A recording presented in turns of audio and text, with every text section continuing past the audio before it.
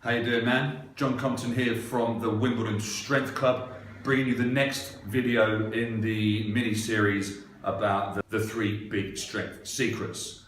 These are the variables, the only variables that you need to worry about once you've decided on your training program, i.e. exercise selection and everything else, okay? The variables that I'm talking about, the 3 big secrets are intensity, which I've covered in another video, volume and density. So the volume and density are the ones that I'm going to cover for you now in this short video, okay? Before you get into this stuff, the 2 things to always bear in mind when you're thinking about a training program, whether you're going to design it yourself or whether you're going to find someone that has a program for you and you just want to be able to spot a good one from a duff one. The 2 most important things I think for you to know, first of all, is what's your actual goal? What do you want to get from the program? Because there are millions of things out there, extremely strength-based stuff if you want to be a high-level powerlifter, purely hypertrophy-based things if you just want to look huge but not be very strong. There's a kind of a generalist thing in the middle where you want to improve as many qualities as you can. You need to decide what it is you want to have and why. You know, what's your final outcome? Is it just so you can walk down the beach, top off, feeling confident and proud of yourself? Is it because you want to do competitions? Is it for a photo shoot? Or is it just because you want to live long and prosper like me? There you go, Vulcans. So, what is your goal? And also, what's the most fun for you to do? See, I am, and I've just discovered, classes extremely strong, not elite, but extremely strong, according to an article that I just read on muscle and strength, because I actually wanted to know how strong am I compared to the population. Turns out I'm in the top 1%, which is pretty awesome for me. But that was never really my goal. I just really enjoy lifting. I don't quite enjoy cardio as much, but I do it because I know it's important. Anyway, what do you want to do? What's the most fun? Do you love deadlifting? Do you love bench press? Or do you like to just sit there and do bicep curls all day?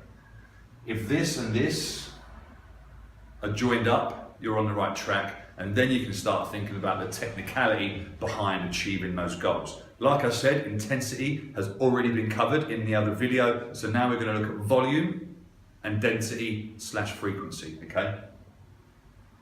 Volume is basically the workload, the amount of work you do. It can be, there's an equation that you can use, which is the number of reps per set times the number of sets times the amount of weight per rep, okay? So let's just assume you're sticking to the same weight throughout one part of the session. You're doing 10 sets of 10 bench press with 100 kilos.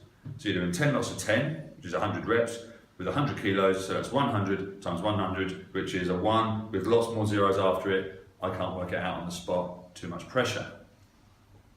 So that's your volume, how much work you're actually doing per movement, per body, per movement pattern, okay? Because obviously that's a bench press, okay? But you might then come and do incline dumbbell press, or you might do push-ups. It's all the same movement, so you need to consider the crossover between different movements for the same movement pattern, okay? But essentially, it's volume is the amount of work you're doing, and more volume equals more practice, i.e. you develop more skill. As long as you're doing good reps and striving for mastery of movement with every repetition that you do, every session that you do, then every rep is going to be a practice for the next one. Therefore, the more volume, the more practice, the more skill. Obviously, more workload done, and that workload, that increased workload, then results in more muscular size and more overall strength, okay? So that's volume. As the volume goes up, you get bigger and stronger and more skilled until you're done. There's a point at which you will exhaust that linear progression. We can only go so far before our body says, hold on a minute, I've had enough. And then you get into what's called an overreach and you need recovery. Now, overreaching can be used strategically to bust through a strength plateau. If you're stuck at a certain level of strength, you can overreach, you can kind of overtrain a little bit, bust your ass for a short amount of time, recover appropriately, and you'll find when you go back to that weight, after training back up towards it for a little while, you'll then get past that plateau. If you're not using it sensibly like that, then it's just called overtraining, and you will actually damage any strength gains and probably even damage your health, okay? But, assuming we don't do that, more volume equals getting bigger and stronger. Fantastic, okay? There is a smart way of doing it. Now, if you've seen the other video already, you'll recognize this little chart here. We did the chart for intensity, and this is exactly the same one. It works in exactly the same way for volume, okay? Volume and intensity are very interlinked, okay? You can change only one or only the other. Most of the time you end up changing both as you progress through a program. So volume here starts high, ends up low. Intensity and time over here, so the amount of weight on the bar increasing as you go this way, the amount of time of the program you're doing increasing as you go that way, okay? So now we're going to answer the question, how much volume should you look for within a training session or within a training week as you progress through your program? So, this section here, this is where we are building a foundation. Now, you would take something like your 12 to 15 rep max weight, so a weight that you can easily or comfortably do 12 to 15 reps with, but not many more, or something around about 50% of your 1 rep max. That kind of number is what you're going to be starting with. And then in terms of volume, up here, you're talking per session, per that movement pattern, anything from 90 up to 150 reps. There'll be, you can read reports and you can read textbooks or whatever that will tell you you don't want to do more than 70. But experience tells me that actually you definitely can, and actually it's definitely valuable to do so. Because whilst you're in here, you're creating a great foundation of strength, of comfortable strength that you can carry through to what I like to call the sweet spot, okay? So this is the main part of the program. This is like, from the start of the 4th week, something if you're, say, for example, doing 12 weeks. You're in this section here, you're looking at anything from 90 down to 50 reps per movement pattern, even per exercise within that movement pattern, okay? Obviously the weight's gonna be creeping up as the volume creeps down. But if you look at this line here, the idea is to stay in this part for as long as you can. So actually, you don't want to just go in a straight line, adding weight and reducing reps in a linear fashion all the way through, because you're missing out on strength gains and size gains. So what you want to do is you want to go a bit wavy on it. You want to add some weight for a couple of weeks, but then step back. Then add some more weight again and maybe step back. Or maybe you don't have to step back all the time. Maybe you add some weight and you stick at that weight for a while. And you start at that weight and you're achieving 70 reps. You stay at that weight till you can achieve 75, 80 or 85 reps with that weight. Then you add some more. If you feel like you need to, if you feel tired, you can take some weight away. But it's good to extend this phase for as long as you can, because this is, according to all the fucking research, the sweet spot for size and strength in an overall general fashion, okay? As you go through the program, waving backwards and forwards through that sweet spot for as long as you can, you're gonna get to the point where the weight gets so heavy, you're doing less than 50 reps per that movement pattern for that session.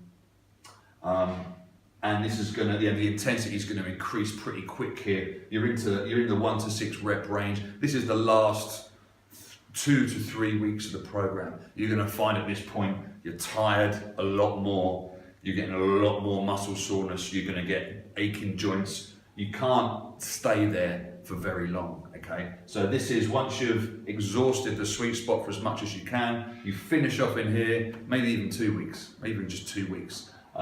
You get that done, and when you get to the end of that, that's time to lay off for a couple of weeks, active recovery, take it easy, and then you go and do your next program or whatever, and you go back to the beginning and you do that again. Okay, so that is a rough volume chart that fits perfectly with the intensity chart that I made in the intensity video. So yeah, you can go ahead and use that. It's not written in stone. You might never do more than 90 reps, you might never do more than 70 reps.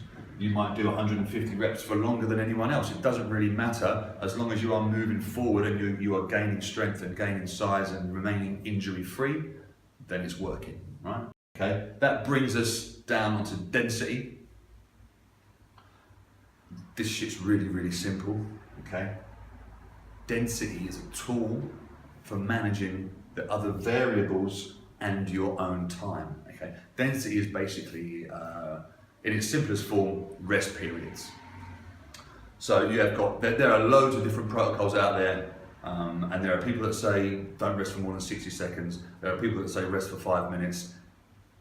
Rest periods have not, as far as I'm aware, been scientifically proven to alter strength gains or muscle growth in any significant kind of way. And in fact, you could argue that the longer you rest, the more effective it is for gaining strength, because you are more recovered and therefore able to perform at a higher level on the next set. So the only thing that I really think you use density for is a measurement tool for the amount of volume that you're doing within a given time period, and a time management tool to make sure that you're not spending 3 hours at a time in the gym, so you're keeping an eye on those rest periods, all right? So that is really density in a nutshell here. Take enough rest in order to perform the next set or the next rep to a good standard. That's it, that's density. In terms of frequency, anything from 1 to 3 times per week, per muscle group, with this volume set in mind, is definitely going to be enough. It depends on what you're training. I'm not going to get into that in this video because that is more exercise selection. I'm going to do a video on exercise selection anyway, and I'll get more into kind of the full body, the half body, the explosive movements, which movements lend themselves to higher reps, and which ones are probably better off with 10 reps or less, and how that might work and where that might fit within your program. So there we have it, volume and density. Intensity is in the other video. Those are the 3 big secrets. If you can work out how to manipulate those to stay in this area here for as long as possible, you're going to get great gains, you're going to have a lot of fun, and you should also remain as injury free as possible whilst training like a beast. Hope you enjoyed it. Peace out. See you soon.